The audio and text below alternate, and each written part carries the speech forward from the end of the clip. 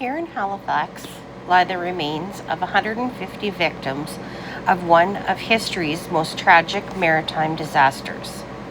Just before midnight on April 14, 1912, the White Star liner RMS Titanic struck an iceberg in the North Atlantic. The majestic ship sank in less than 3 hours with the loss of close to 1,500 lives. In the aftermath of the sinking, White Star chartered 3 ships from Halifax and 1 from St. John's to search for the dead. Of the 328 recovered, many were buried at sea. The remaining bodies were returned to Halifax, where some were claimed by their families and the rest interned at Fairview Lawn, Mount Olivet, and Baron de Hirsch cemeteries. People ask, why do the gravestones have the inscription "Died April 15, 1912"?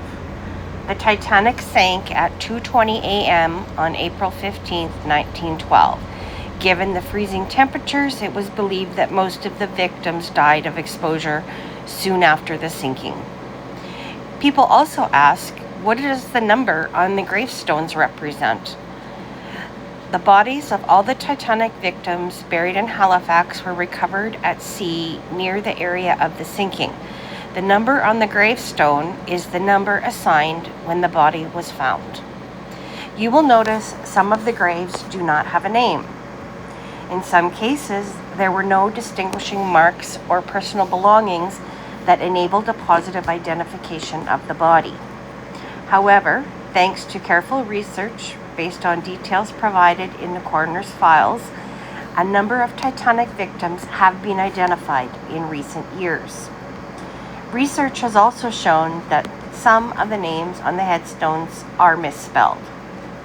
The company that owned the Titanic, the White Star Line, purchased the land in the Fairview Lawn Cemetery and paid for a small black granite headstones engraved with the name and number of the victim and the date of the tragedy.